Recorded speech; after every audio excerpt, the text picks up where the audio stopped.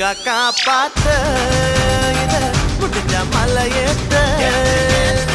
கந்த காப்பாத்த இத கட்டி கை மாத்த